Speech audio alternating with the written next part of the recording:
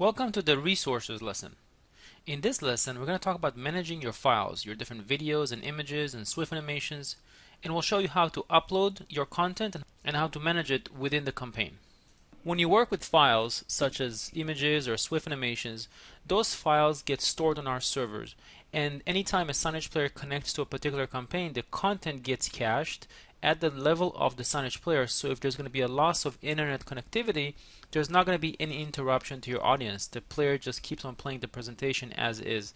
But again, all the content gets cached on the local player and downloads from our server. So in this tutorial, we're going to show you how to upload the content to our server so it's ready for you to use within your campaign. Now keep in mind that we also support linking to external resources. So if you wanted to host videos or images or SWF animations on your own private web servers, we also have the ability to link via an external component, but we do have a different video tutorial for that. Over here you can see the different video file formats that we support. FLV Flash video is actually the most recommended format, and regardless of which format you use, you want to make sure that you use H.264 encoding for that format. So Flash video with H.264 encoding will really give you the best performance, and the smallest type file with the highest quality. You can do full HD with the FLV H.264 for videos. We do support PNG, JPG, and GIFs for images. The PNG are recommended, and you can do full transparency with them.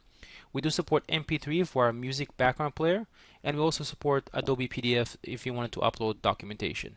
So here now we're looking at the Signage Studio, and over here under the toolbox you can see that we have the resources module, and we can see the different files that already exist in my campaign.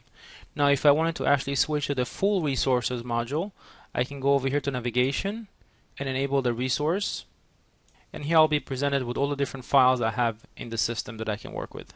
If I select a particular file, I'll be able to download and view it.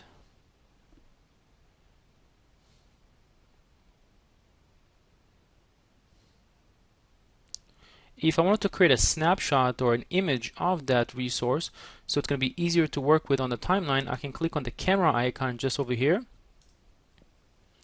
move the rectangle around, select the area I want, and click OK. This created a thumbnail for that resource. Let's go ahead and view all the thumbnails that are available. So I'm looking at the same resources, but I'm just looking at them via a thumbnail view, and you can see that I've created a thumbnail view for my resource.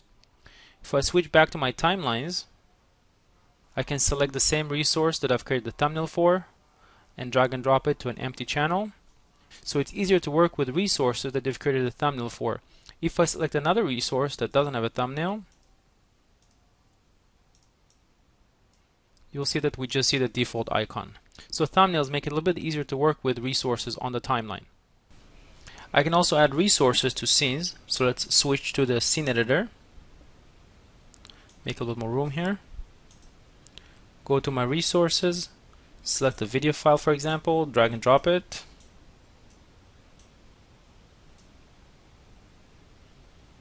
And we're able to position it any way we want within the scene.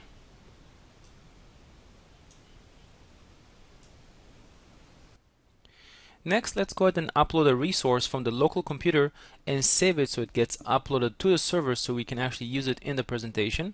So go ahead and click on the plus sign right over here and go ahead and select from local. Switch to a directory. And we'll make sure that only images are selected right now to filter by. And you can hold down the control key and select multiple resources if you wanted to upload multiple files at the same time.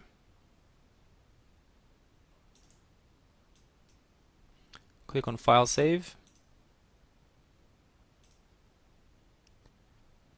and the resources will get uploaded to the server so you can begin using them in the presentation.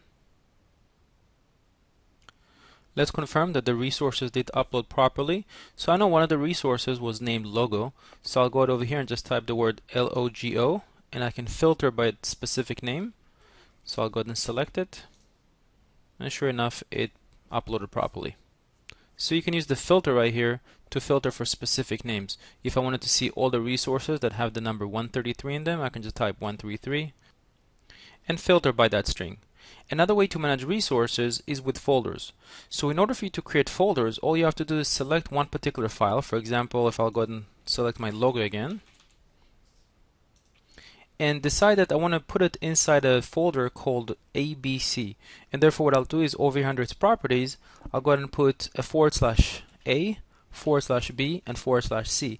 And therefore what I'm doing is I'm creating a 3-level directory structure, and the logo PNG will actually appear in all 3 levels. And I'll go ahead and press on enter. And you see that now we've created a 3-level folder structure, and the logo will appear in all of them. So let me go ahead and just remove the filter right over here. I'll select A, B, or C, and you can see that the logo appears. If I select on all, I'll see all resources.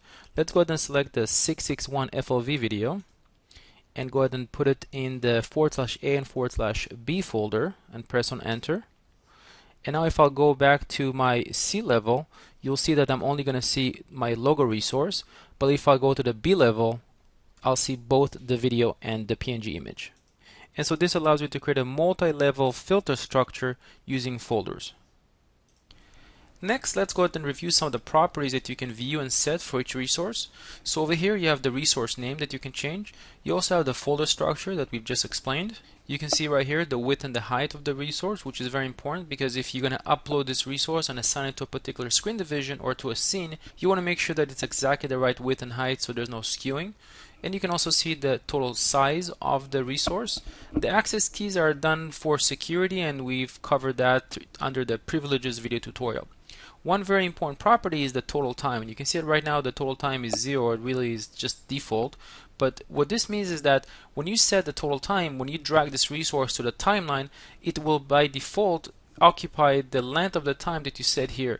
And of course you can still modify it at the level of the timeline, but it just makes it convenient to set it here so you have a default resource time. And so let's try this out. We'll go ahead and set a default time of, let's say, 10 seconds for this resource, and go ahead and switch to our timelines. Go ahead and make a little bit of room here for this resource. You can see that it's already selected. Go ahead and drag and drop it to the timeline. And you can see that by default it will occupy exactly 10 seconds, as this is the default resource length. And of course, as I mentioned, you can still modify the length if you'd like, but by default it occupied 10 seconds. There are a few other ways that you can upload resources to your presentation. You can click on the plus sign right here and select from shared to access our shared library of resources. You can also upload resources from Flickr. So if you click over here, and let's go ahead and type in dogs and click on search, and you can see there's a whole bunch of nice quality pictures. Let's go ahead and select one and press OK. Remove the filter, scroll down and select our new resource, and here's the nice image. Now you do want to make sure that you do have copyright to this image, so this is something that you need to check on the Flickr website. Next, I wanted to show you how easy it is to search and replace resources on the timeline. So let's switch over here to the timelines. And let's say that I wanted to replace all the resources on channel 0 that have the number 6 in them. So I'll have to do is simply select channel 0, go over here to the search bar and type the number 6 and click on search. And you can see that it automatically selects all the resources for me that have the number 6 in them. So most of them do, except this resource over here that doesn't have it. In fact, if you want to see what its name, go ahead and extend it. You can see it has the word smoke, so it doesn't have the number 6 and therefore it's not being selected. And now to actually replace the resources, all you have to do is simply select another resource. In our case, we'll just select the image. We'll go ahead and drag and drop it to any one of the selected resources, really anywhere you can drop it. And we'll go ahead and select to replace with the selection. So you don't want to just drop the item, you actually want to replace all the selected items and click OK. And the corresponding videos were selected with the dropped image. Now let me go ahead and show you another trick that you can use to search and replace. So let's say, for example, you have a resource that's on the timeline and you don't want to have to go ahead and reposition it and resize it every time you want to swap out the resource. So if I have this resource right here that has exactly this size and position and I want to replace it, but I don't want to have to resize and reposition the new resource, all I have to do is double click to load up its properties. And again, select any resource that I want over here from the resource list. So I'll go ahead and select the logo and drag and drop it exactly where it has the image name. And you see that now the resource was swapped out, but it still occupies the same length and position as the previous resource. I'll go ahead and click on File Save, and the new name of the swapped resource appears here. So as you see, resources are a vital part of your presentation. You upload resources to the servers and they download to each individual player where they get cached. I hope you enjoyed this presentation and thanks for watching.